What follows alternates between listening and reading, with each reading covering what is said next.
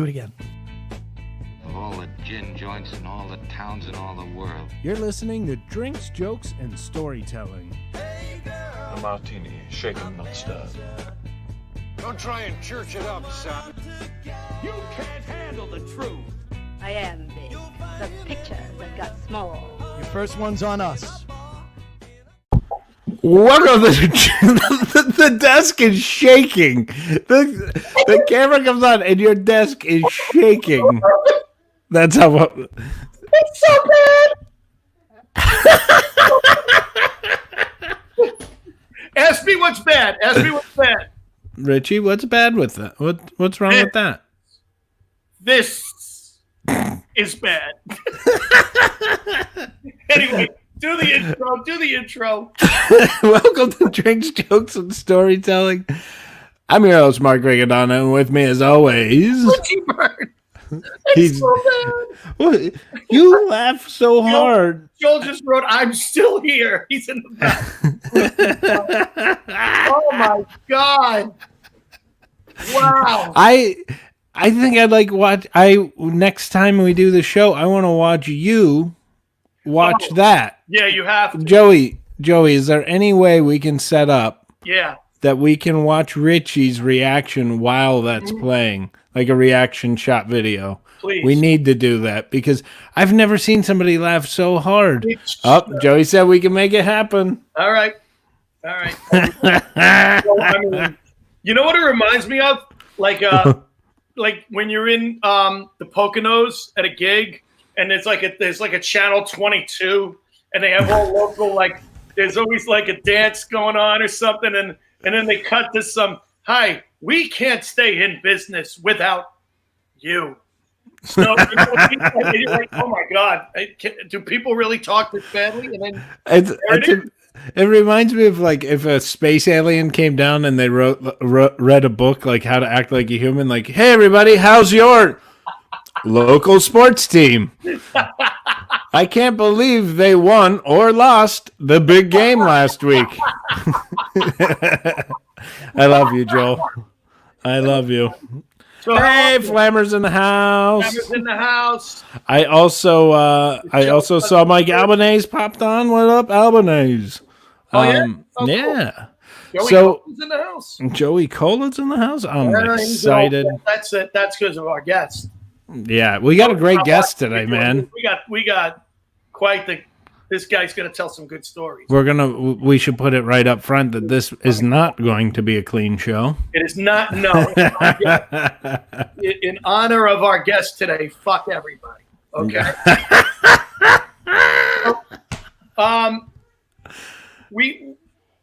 Why don't you introduce him? I've been watching the news. Oh. Okay. And I realize that people tend to make mistakes like we do. We make them all the time, well, but they're expected. Putting Joel up front was a mistake. But so, Richie, you stop that now. I can't wait for later when Joel tells me I've had enough of this. But I mean, people expect us to have the blunders, the screw ups. But we're idiots. You know, we sit here, we do our show. Everybody's home. We're home. You're home. Everybody's home. We're doing our show from home. And you do wonder at times, like, what do people do? Remember that one clip a long time ago? The guy was giving the news report for the BBC, and the kid came bursting through the door. And then there was like a news reporter, and he's giving a very serious speech about like Afghanistan, and all of a sudden in the back of the door bursts open and this little kid comes running in, and this woman comes running in and grabs the kid and drags him out. No, I didn't know that. Well, there was a clip yesterday that's gone viral, and it's pretty funny, and it was a reporter from Good Morning America. He was home, and Joey, run the clip. Oh, wait, don't run it. This is called Drinks, Jokes, and Screw-Ups. Bum, bum, bum. But the companies do say they will scale up the program if it is successful, guys. Very cool. We love it, Will. Thank you. It's a bird. It's a plane. It's Superman's son on TV with... So he was in... He's in his underwear. Yeah, he pulled the full Ron Burgundy. Yeah, but that's he didn't. Will, yes. That's Will Reeve. He's Christopher Reeve's son. And apparently he, like his father, who was in his underwear in many Superman movies. At least he had long leg underwear. It's a bird. It's a plane. It's his cock. Anyway. We can see his bird. So I just think we're going to see a lot more things like that. Oh, yeah. Everybody's doing it from home. Did you see the big Broadway show when the guy's mic was muted and he was supposed to be singing? It was like a salute to Sondheim. No. He was supposed to be singing and the mic was muted and then all of a sudden you hear somebody come in and be like, "Hey, Steve, your mic's not on." There's a story about an actress, and I don't want to say who, but she was hated so much when she was on Broadway that they would leave her mic on when she went to the bathroom. Yeah. So, and whenever I'm doing the show, when I'm doing the warm up, if I have to, sometimes I take it off. I leave the mic. I like to hold my mic. I'll be back. I'm not going in there. You can unplug it too. That's the other trick. Well, no, but it's a wireless, so I have no control over the mic at all. So I never. But so now you know. But I just thought that was funny, man. The guy's got no pants on. He handled it well. I mean, when they busted him, what did he say? He went on Twitter and everything and talked about it. He was very cool about it. And his mother was Dana Reeve, who we talked about last Wednesday. That's Dana Reeve. Right. Joey, wow, look at you prepared. Ta-da. And she was the star with Rob Bartlett in Rob Bartlett's play, his Broadway play. Yeah. She's fast, but. I guess so. Our drinks, jokes, and screw up from yesterday was me at the grocery store. Did you go to the store yesterday? I told the story on the show, and I didn't have my wallet. Oh, right, yeah. Richie, how much did you drink after the show? A lot. Hi, Cynthia. So we got to get to our guest, buddy. I know. We got a great guest. We'll play a little clip. It's a legend. Yeah. And he's a good friend of mine. I haven't seen him in years, and I'm so happy. I called him. He said, "When do you need me?" And we got a great clip. We got a clip. We'll play the clip, and then we'll. I used to be in a 12-step program until I moved the booze up from the cellar. And stairs is a bitch when you lick it up, man. Actually, I shouldn't drink whiskey. My dad went blind drinking whiskey. So she was too stupid to take the little straws out. You can only tell a guy twice, you know? It's great to be out here, man. I'm ready for this summer to be done. I'm sick of the heat. I live in Tucson, man. I moved from New York City to Tucson, Arizona. Yeah, it don't look like it did in the brochure. All my friends in New York are like, "Why would you move from New York City to Tucson?" I'm like, "Well, I know I'm going to burn in hell. I just want to get acclimated." How about that? I love this guy. I got to work with him a couple times up in Syracuse and Watertown at the Mike Kinney gig. Our good friend. Let's bring him out. Come on. How about a Ben Creed? Ben Creed in the house. There he is. How are you, buddy? I'm doing good. How you guys doing? Good. So you're not in Arizona anymore. What's that? You're not in Arizona anymore. Oh, no. I live in Fort Worth, but I summer in Yuma. My favorite is you were bitching about the heat in Arizona, so you went to Texas. Yeah, well. You miss New York? Hell yeah. Yeah. I moved here for love. My girl of 13 years is family's out here. That's why we're out here. Oh, that's cool. It's great. And thanks for having me on the show, man. I just realized I haven't talked to more than a couple of people in the past 30 days, so my social skills are probably a little atrophied. You know what I mean? Well, You're a little rat-faced cocksucker. Sorry. Well, you were in New York for how many years? A long time. It's 20 some odd years. Yeah. I mean, I used to always see you, Benny. I'll tell you a funny story that you're not going to remember this. The first time I met you. Thanks for the credit. You won't remember this, you blackout drunk. Good. The first time I met you, I was really new in comedy, and I had to pick you up, and we were working in Connecticut. Do we stop in Harlem? My car broke down before I got I had a problem with my car. My brother lent me his van, and I had to pick you up in a van that had linen in the back. My brother had a laundry. Do you remember this at all? And and I remember because you was like Ben Creed. Oh, Ben Creed. And I remember I'm picking you up, and I'm expecting you to be about 55 years old at the time because you'd been in the business forever. And you get in the van. I'm like, this guy's my age. What the fuck? You started when you were 16? Yeah. Is that right? Jesus. Yeah. Started when I was 16 out in L.A. I grew up out in L.A. How does a 16-year-old have the balls to get on stage, a series, and do stand-up? I can't imagine it. Oh, I didn't say it was good. It doesn't matter. He's either frozen or he's having a stroke. My teacher, it's hard to tell these days. Is that all right? Yeah, you're all right now. There we go. Broke up for a minute. You see me? So you were in L.A.? Can you hear me? What, did I put the camera to sleep? Yeah, Can you hear us? I grew up in L.A. Okay. Yes, I can hear you. We sound like a couple of seniors. What? What did you say? You said, oh. So you grew up in L.A. You wanted to be now? Yes. All right, we're having technical difficulties. Yeah. Well, I was acting in high school. Okay. Because if I start the story a fifth time, it'll get even more. Well, here's what we'll do. We'll do our drink. We'll do our joke. We'll do some bullshit, and we'll bring him back up.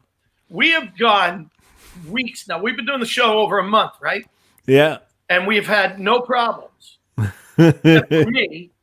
But and it's every night this week now. Well, no, Monday we had problems, major problems with the guests. Even yesterday, though, it was a little slower than normal. Yeah, it was. I wonder why. I bet it's because there's a trillion people doing Zoom meetings. They're eating up all the internet stuff. But so, Richie, what are you drinking tonight? I am just Let's get to our drink. Old school, my old favorite. Coors Light. I'm doing old school too. I thought Ben Creed's coming on. Miller Lite. All right, there you go. It was on sale at the beer distributor by our house. So he's gonna try and bang back on. So you're drinking a little Miller Lite again. You had a Miller Lite. Yeah. I got a big box of 36 of them for dirt cheap. So I'll be drinking Miller Lite probably all week. There you go. And you have a joke for us? I got a joke. It's a dirty one because having Mr. Creed on, I figured it would be a delight to have him hear this, but I guess he won't. So an old woman goes into a dentist's office. She walks in the dentist's office. She hikes her dress up. The dentist goes, "Oh my God, ma'am, I'm a dentist." She goes, "I know. Herb and I got a little crazy last night. He wants his teeth back."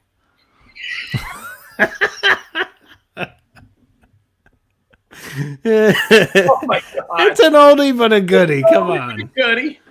You gotta love it. One of those, hello.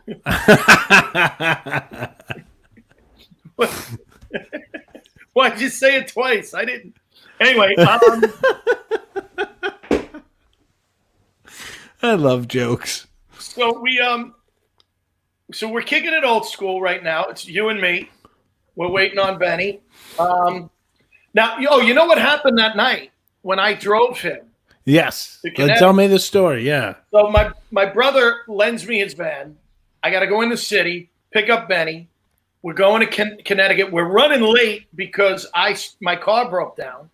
And he's like, whatever. Like I'm a new comic. I'm scared to death. Like I'm probably getting $100 for the gig. And I'm like, I'm never going to work for this guy again. And Benny's like, who gives a shit? He's like, and we get there, and there's an improv group there in Connecticut. Oh, boy. All right. Thanks. He's on the phone with Joe. There he is. He's gambling. That's what he's doing. Hello, Ben. Listen, you miserable cocksuckers. I got better things to do in this quarantine than fuck around with your digital shit.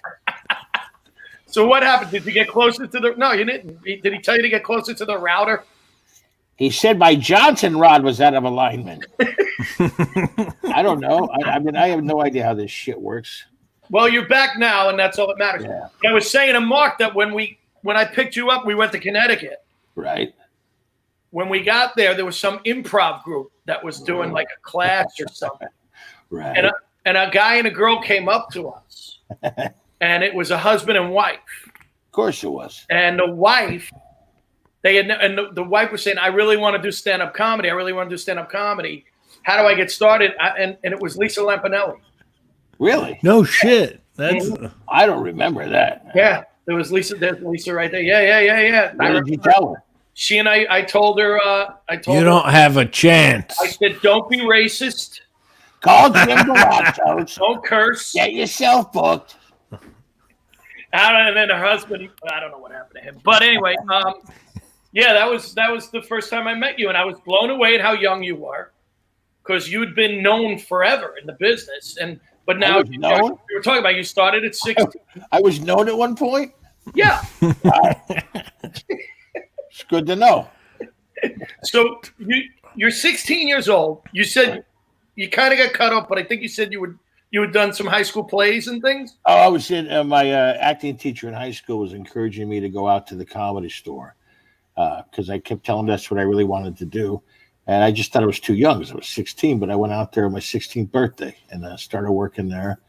And, most kids are trying to get their driver's license. You're trying to get stage time. Well, you know, I mean, if you know what you want early in life, it's a good thing, I guess. You know. Benny, who was there? Do you remember some of the comics that were like? Oh, Jesus. Some of the guys that I was impressed with, I mean, Pryor was there a lot. Robin Williams was there a lot.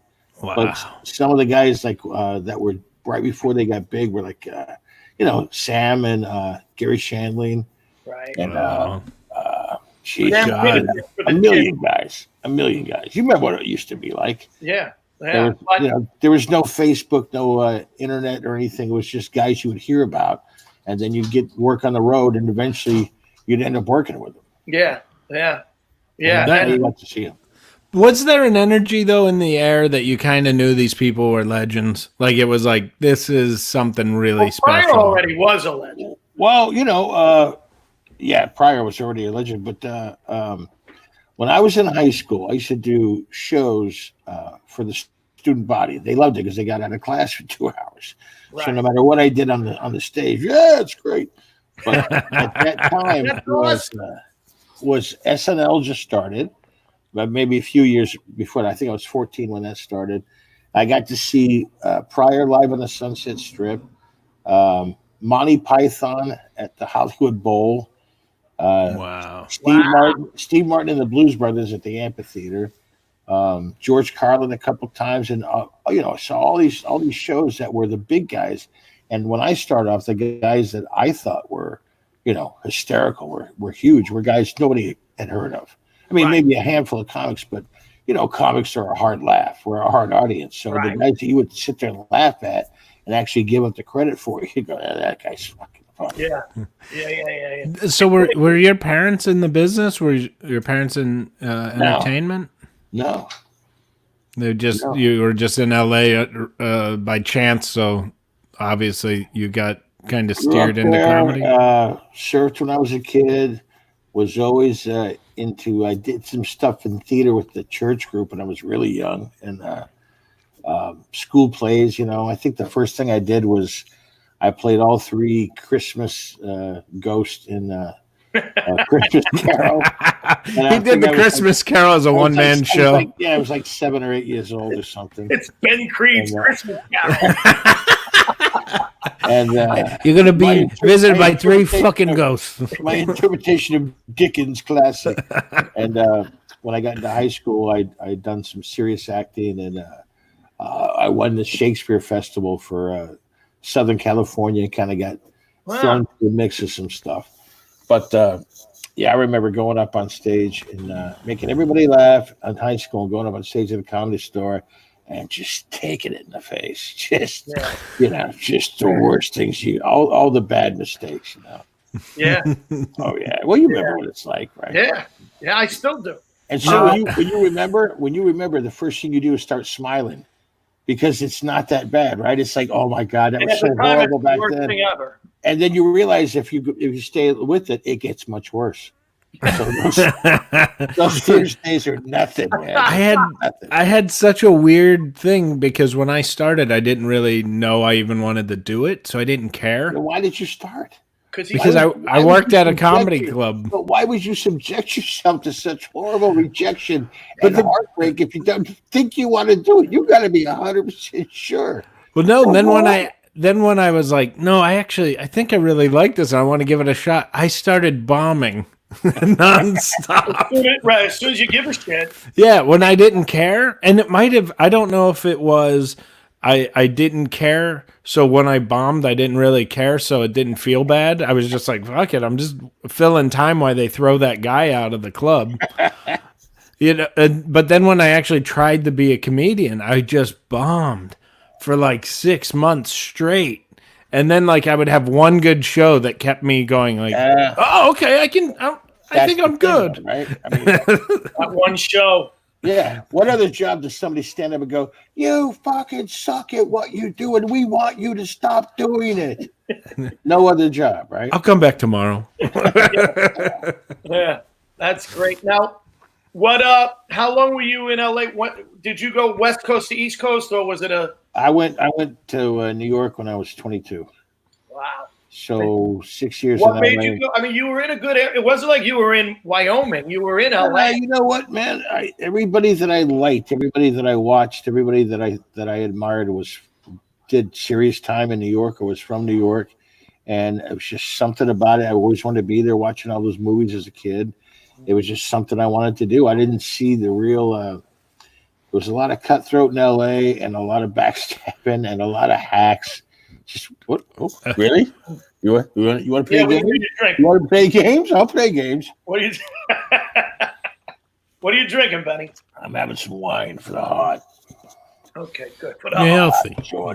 Good for the heart. It's your fruits and vegetables. So, you came to New York at 22, but you had already. I mean, that's 6 years. Had you been doing a lot of comedy? Once you start, like when I started, and I didn't start till I was 26. I did like 5 shows over 2 years. It wasn't like I remember when we were like basically starting off in New York, where you could go from New York to as far as Philly, but mostly Jersey, New York, and work Monday, Tuesday, Wednesday, and then go do Thursday, Friday, Saturday, Rascals and Dangerfields, and out here do 4 or 5 shows, right? Yeah. Well, when I started off, you had to wait in line. I had 3 jobs. I was on my own at 16. I had 3 jobs, and I would go and wait in line to do 3 minutes at the Comedy Store. Yeah. And I would always have to follow, like, Richard Pryor, or Richard Belzer, or Robin Williams, or somebody who was, already a star. And I was 16, 17 years old, right? So if you got the Laugh Stop had a couple clubs, like 3 or 4 clubs, weekend gigs, where you could make like $200 to headline, So you'd be tossing that around like it's street creds. Yeah, I'm doing Montclair in November. It's marking your brag. Doing Montclair in November, making it double 100. They gave me a room with a bed. That kind of stuff. And when I went out to work in Florida, and I'm trying to think of who got me the gig. I think it was Daily Pike. Got me this gig at the comic strip in Fort Lauderdale. And had never worked in New York, so when I was out there, Eddie hadn't taken off yet, but Richie Tink and his manager had the place, right? Yeah. So I did real well there, so they let me come back, and then I went to New York. I worked with somebody who was booking something. I think it was Joey Novick or something, booking something in New Jersey or New York. So I just went out there with my suitcase. Just went out there, left my shit in LA at my apartment. You don't get to this point in your life, Rich, by just making one poor decision. It's a lifetime poor decision. And you worked at Dangerfields nonstop. Yeah, I walked in there with the suit and tie one night, and talked to Tony Bavacqua for a while, who I gotta give credit to. Tony, the owner of Dangerfield, he hooked me up with that Rodney's apartment in the back of the club. Did he really? I didn't know that. Yeah, absolutely. Didn't charge me rent, loaned me money to get my first apartment in New York, gave me all kinds of work. I got nothing but gratitude for him. And Bobby, was like Bobby the doorman. Yeah, he was like a father figure to me, so I fit right in that club. Bobby, Bobby lived right around the corner from me on Staten Island. Right. So I used to see him. He used to come jogging by my house every day before. And then when I walked into Dangerfield, he's like, "What the fuck are you doing here?" Yeah. I go, "I'm a comic." And he's like, "Don't let these motherfuckers get to you. Don't let them get to you." Oh, you could break balls without mercy. He was yeah. And he'd say to me, like, "You see that guy over there? He's a cocksucker. Don't that guy right there, he's a cocksucker."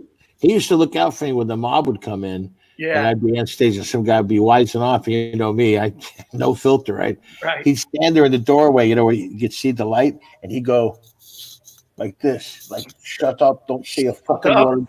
Do your fucking time. Grin and eat the clock, you fucking paid chimp, and get off the stage." But I would, go after these guys, and then he'd have to take the brunt, fucking take another ass beating for you, bastard. And we just lost Chario. Chario, yeah. We got a picture with Chario. There he is. Oh, shit. Benny, that was March 11th. We took that Jesus. Nobody could walk by a stage and fart like that man. No. That was the crop duster of all crop dusters. I mean, he worked till he was 84, 83 or 84. You know what, though, man? All of those cats, we used to break their balls without mercy, because when we first started working there, not one of those guys wasn't proficient in ball breaking. Oh, yeah. Willie, the old waiter, Teddy Wong, the bartender. All of them. Oh, my God. Yeah. You could walk up stage after a bad set, and you thought that was the worst part of your night. Oh, wait till they got to you, man. Holy shit. They want you outside. They want you outside. Who does? The people inside. Every time you go on stage, you should be arrested for trespassing.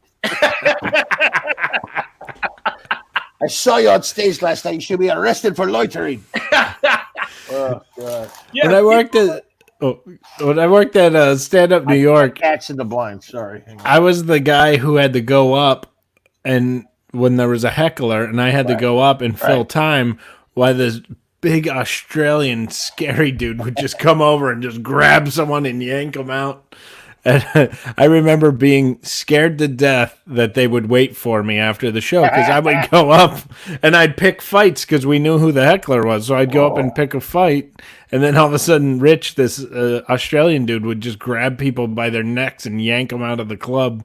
And I remember just being like, after the show, I'm going to get my ass kicked. I know. I've been doing it 44 years, and there was twice where I thought it was going to happen.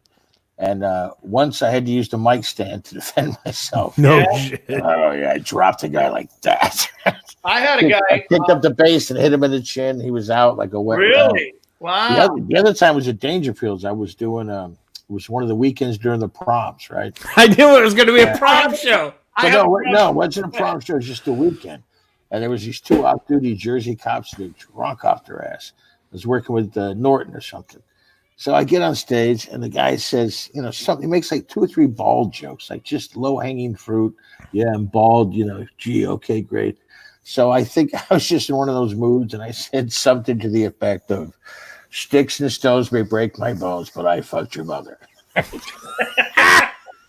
Not very clever, I admit, but for the guys in the back of the room, the guys in the back of the room, and for Bobby, they were pissing themselves. So I was happy.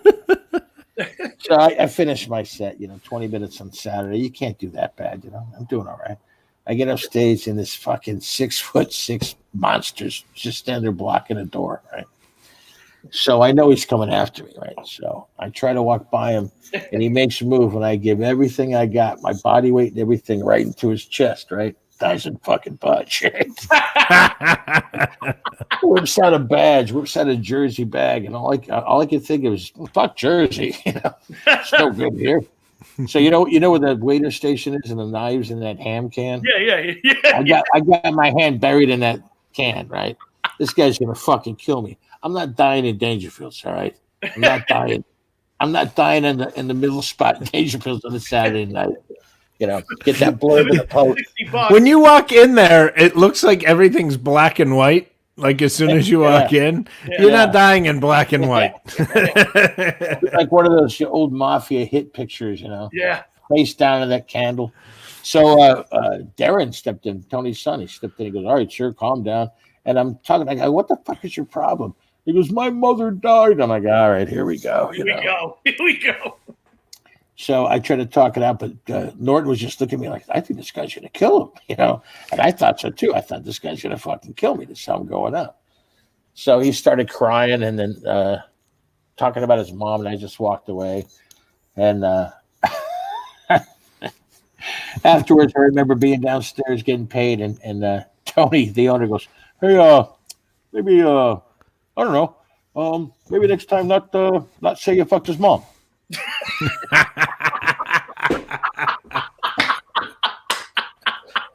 Yeah, okay, you got a point. You know, no problem. Yeah.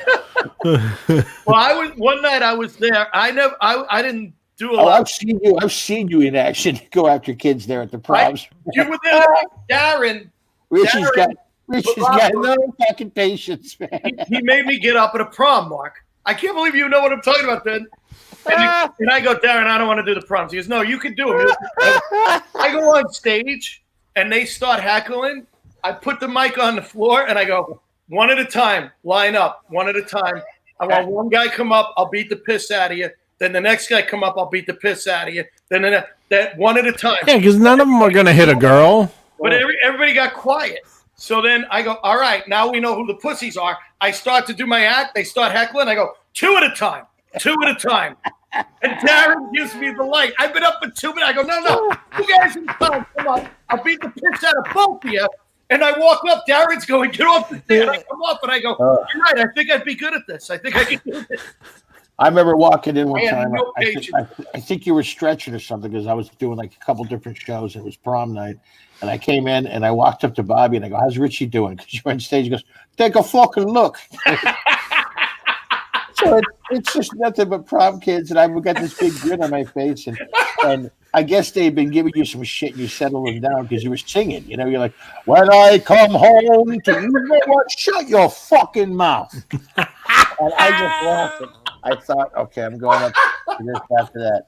Sons, you know, you're a real fucking cocksucker. And it was like 20 minutes of that, and you did your time, and you ended on a big note, like you held the note, took the bow and everything. Oh, it was fucking beautiful, man. It was beautiful. I remember a guy at a prom one night. I'm on stage, and this guy walks in with a baseball bat holder. You know the bags, the baseball bat bags. And they're 18. They're at 17, 18 years old. They can't drink, right? It's not. This guy walks in, tucks, and he's got the holder, and it's full of beer. Like they let him in. Nobody checked it. I'm like, it's got fucking beer in it. What are you guys doing? My favorite was when I'd have to work the door at those, and they were like, "Don't worry, none of the kids are drinking, whatever." Yeah, right. They would come in every show, like 3 people would throw up all over the tables. It was like, one time was the best. We're at Danger because you know how dark it was, right? Their idea of redecorating every year was lowering the lights. That was redecorating, right? So this girl comes in and she's got this, you know, I'm standing there, you know, by the staircase waiting to go on, right? Bobby's like, "All right, stand by, lad, stand by." And this beautiful high school girl decked out in this, I don't know how many, you know, $1,000 dress or whatever, just looking gorgeous, looking so sweet. And she looks at me and she goes, "Are you the guy going on?" And I'm like, "Yeah." And she goes, "Oh," and I saw that Bugs Bunny turn green thing, you know, and she just did like one of these and threw up all over my jeans. And then and it was Quentin. "Please welcome Ben Creed." So I'm shaking off the dice carrots off my jeans as I'm walking on stage. I can't take it. I'm so fed up with my career. And I get on stage and I hear this, "Ugh," and somebody pukes and you can hear it hit the table, right? Splash. Yeah, the puke hit the table, and then you heard, "Ooh, he got some in my mouth." And then And then it was all chain reaction, Bob. You're killing me, man. I'm looking at my watch going, okay, I got 3 minutes left, and good night. But hey, man, it paid the bills. It was great. Yeah. The prom shows paid just as good as the regular shows, so I could go on the road for 6 months and then stay in New York City for 6 months and not leave and just work the city clubs and not have to get on an airplane. And the only thing you had to do was by the time you got to the club every night, because I lived 20 blocks away, to walk up, and the second I would approach the club, I'd get that cold chill on my back. I'd see the tuxedos and the proms, like, what the fuck am I doing, man? And then you get in there. Okay, we want to walk these kids. So do the same act you did 30 minutes ago. So the thing is the same show and a walk. You're like, oh, man. I could have been a contender, Charlie. It was my night. It's fucking brutal, man. When people and the guys, the first timers that would come in to work with you, like they'd be like you and me, like, Gaffigan or Norton or some other guy. But somebody would walk in and go, hey, how's everybody doing? You're like, oh, you'll get over that happy. You'll get over that. I worked in war zones for the USO. Not as bad as a prom show. Guys would come downstairs after their set, and they would curl up on the couch and look like Glenn Close in The Big Chill. That shower scene, just crying in the shower. Think serious about quitting it. Maybe it's not too late to get a trade. I should go back to school. Oh God. Kevin Kramus keeps yelling, hey, bakery, open your eyes. Is there a story? Yeah. I'm working in Little Rock, Arkansas. And they got a Wednesday night. The first night is an open mic night. So they had this woman who's very large, has a hard time breathing, and she's hosting. So every time she brings somebody up, she's got to walk back on stage. It takes a little bit of time, She takes a little rest, puts her hand on the wall, waits a minute, gets up there. So I'm in the back with the owner, and he's embarrassed that I got to sit through all this shit. I'm like, whatever, I don't care. So she goes, ladies and gentlemen, the next act coming to the stage is a really funny guy. He's going to have you rolling in the aisle. He know how to make that bread. Please welcome Bakery. Bakery. So I'm looking at the owner going, is there a guest spot tonight? And he goes, no. And I go, who's this bakery guy? He goes, oh, I think that's you. Bakery. So I walk up on stage and come on, honey, come on up here. So I get up there and she goes, yeah. And I said, it's Ben Creed. Oh, well, I thought it was Bakery. I'm like, well, I don't know. You want rhymes. I don't know why you would think that, but so I spent the first 5 minutes trying to convince people. So after the show, hey, Bakery. Like that. Well, you got guys now with names like Earthquake and shit. You could be Bakery. No, I think the perfect name for me is Has Been Creed. See, I beat everybody to that joke, so fuck that. That's a good joke. You would, dude, come on. You've been in everything, man. Hey, did you notice that I'm drinking my $5 wine from a Charlie Tuna glass? Yes, sorry. Because things, I can afford kitsch. Who was Phil Silver's Charlie Tuna? Who was Charlie Tuna? Who did the voice? I can't remember. Herschel Bernardi. Was it really? Yeah. Or are you making that up? The only reason I know that is I was born next to his daughter in the hospital. Herschel Bernardi. Yeah. You remember this? No, but I was told that. If you remember that, right. Explains a lot. My mother, my mom's showbiz claim. You were born next to Herschel Bernardi's daughter. That's great. Now you were in Comedy's Dirtiest Dozen. Yes, I was. We're trying to find you in there, Ben. You can't see me in front with a cigarette? Is that you? That's you? That's me with the hair. Wow. Next to Stephen Pearl and between Otto and George and Stephen Pearl. Oh, my God. Wow. Yeah, that's you. It's a great story. I was living with Rick Messina at the time. And Rick Messina, who is Tim Allen's manager. I mean, you got to tell the audience. Our audience doesn't know all these people. So Rick Messina. Oh, you have an audience? Yeah, we do. We get like 2,000 people here, so don't get nervous. Oh, pardon me, fancy rich with your store-bought shoes. With your store bought. Rick Messina was Tim Allen's manager, and yeah. So this guy, Lenny Wong, I think his name was directing this movie called The Dirtiest Dozen. They wanted some edgy, dirty comics, I guess, and they wanted me to. They had a budget of like $300,000, so they were going to get. I think they were going to get Kennison at the time for $100,000. Wow. And then he backed out. Something happened. I don't know what the deal was. So then they approached Dice Clay for I think like $10,000. This is way back in the day, right?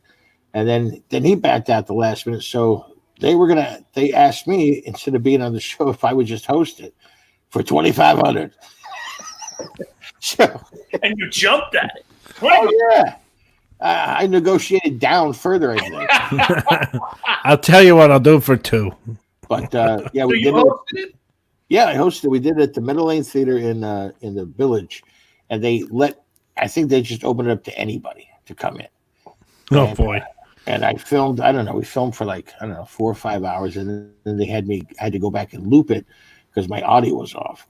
So I was up there for 17 hours or something like that. And then when it finally came out, I went to go see it with Hicks, and. Wow. It was at the theater, and they go, whatever, $750, and I go, yeah, but we're in this. It's great, $750. Yeah, the guy at the movie theater don't give them. You don't understand. We're actually in the movie. That's wonderful news. I'm very proud of you. $750. And then when it came out on video, and it says, I think on the box it says Bill Creed. Get out of here, really? Yeah. Well, at least it didn't say bakery. I have that that DVD, but it's somewhere in a box. I was trying to find it right before the show. Man, I got a check for it was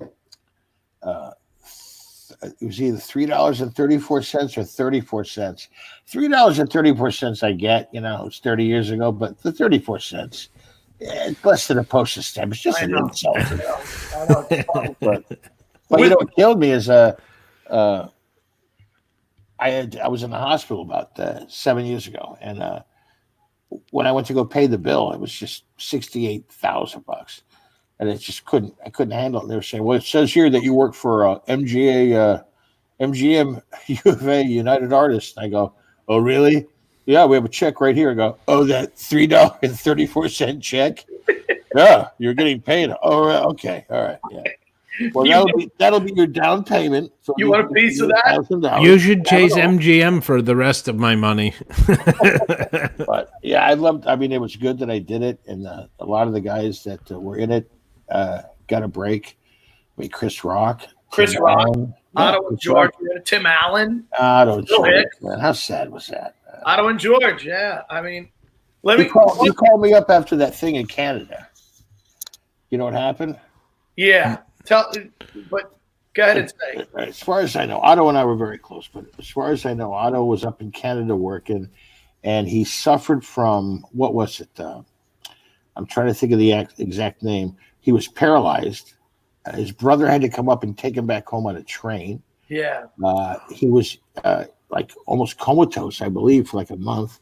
His muscle had atrophied, and he had to learn how to walk all over again. Yeah.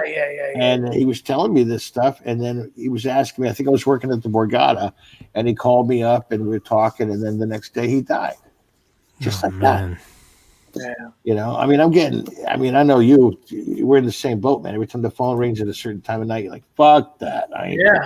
Yeah.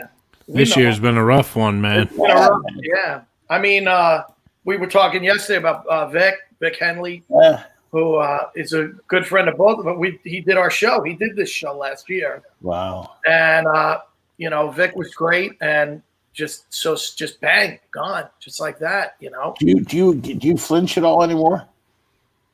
Yeah. Do you? I do. Yeah. Especially when someone, we're not talking like someone people in their 80s. Yeah, we're talking 56. Yeah, well, you know what though? The older we get, the more I know common it is, right? Yeah. And yeah. There's certain guys that just you're like, what the, because it used to be if a guy said, "Hey man, did you hear about this guy?" Like, you're lying, you're joking. What's the angle? And you go, "Oh man, Well, you're friends with Hicks. I mean, how did that hit you? I mean, he was so young. I wouldn't say I was like a friend of his. We worked together a couple times. He was always nice to me, but I didn't really know him that well. He just, I guess his situation was he knew and wanted to keep it to himself, I guess. But everybody knew. I remember, like, he was showing up places and he was like bone thin, and you were like, something. Yeah, but you can't assume anything about people, man. That's how shit gets started. That's why I try not to, unless they're going to tell you. And if they don't want to tell you, then there's probably a reason for it. Yeah. How well did you know Kinnison much? Did you work with Kinnison much? I worked with, used to bring him up a lot in the open mic at this place in LA, the LA Cabaret. And it was funny because one of the best nights was they had the big room and the bar room. And, we were in the bar room. And Gallagher was in the big room. And Gallagher's sister was drunk in the bar room. And I bring Kinnison up. Do you know the story? No, but anytime you say Gallagher, and it's going to be good. It's going to be good. So, Kinnison goes up there. And it's been a couple of us. Hey, cats are wacky. Hey, the airline food's nutty. And then, you bring up Kinnison. And all of a sudden, shit gets real. And we're in the back. Actually, I'm behind the bar, right, watching it go on. And he's talking and he's screaming. And she says, "You want to turn it down about 2 decibels?" Gallagher's sister, right? So we're all like, "Oh, please, lady, you don't know what you're doing. Shut the fuck up." Right? So he says something to her. So she throws a glass, hits the mic stand, and it splinters, and it cuts him in the thumb. So he starts anointing her with the blood, screaming all kinds of vile, very fucking funny things at her. And we're just dying, and Gallagher's, smashing fruit in the next room, hey, And so it just became a real ugly scene. And then like a week later, I believe it was like a week later, maybe a month later, maybe my time's a little foggy, but he was on SNL and Carson. And he was doing the same shit people were walking out of the show for. I worked with him a couple times out there. Not close friends, like I could say. Always a good guy, always nice to me. Now, but, I happened to hear Jim Brewer on the radio the other day, and they were talking about Kinnison. Name dropper. And I heard him on the radio, and they were talking about Kinnison.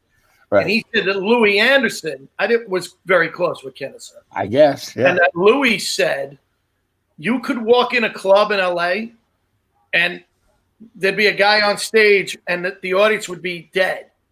And Louis would go, "When was Sam on?" And it'd be like 2 hours. Like Kinnison would go up. Or, you mean Louis said, "Oh, when was Sam on?" But you couldn't get the room back for like 2 hours. You know what, man? Besides Pryor, and I think Robin was a big deal at the time, Sam was the only guy that anybody who's up next, Sam, if you knew you're after him, like, fuck. Man. Oh, fuck. But that was the only guy, but you'd still sit there and watch him because you never knew, even if you knew everything he was going to say, how it was going to play. And at that time, like I said, there was no internet, no nothing. You heard about these people, and the people that didn't get to see him, that's the next night they were lined up for it. Yeah, you're right. It's bizarre. That's a great point, Ben, because that would happen. Someone go, the guy last night, and suddenly everyone had to go back to see that guy. Now they just go online and look him up. It's like, wasn't the original viral? Yeah, word of mouth. Right on the Tonight Show with Carson like twice in the same week. Yeah, didn't Carson bring him back? Yeah, and he originally wasn't auditioning for Carson when they went out to go see him, and when they saw him in Boston, right? They were there to see Lenny Clark, and then Lenny went on, and when he got off stage, Steven was supposed to go up, and he was going to talk to the Carson booker. The Carson booker didn't come out. He watched Steven Wright and then booked him. Wow. And it's like, it just goes to show you this business, anything can happen. Yeah, anything can happen at all. Filthy business. What a filthy fucking business. Unless you have a podcast, then nothing happens. So Ben, what about who were your real friends? Like you, who were the guys you hung with besides me?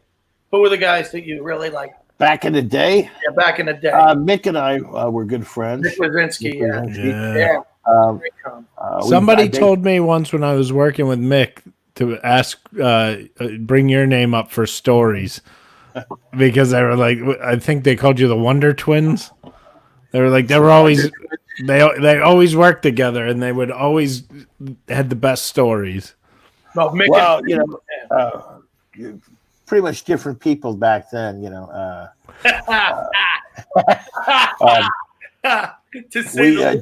Probably the best story is we went sailing. Remember the gig in Nyack? Yeah. Mr. Rip? Mr. Rips, yeah. Well, Mick had bought a boat, a 26-foot sloop up there for like 20 grand or something.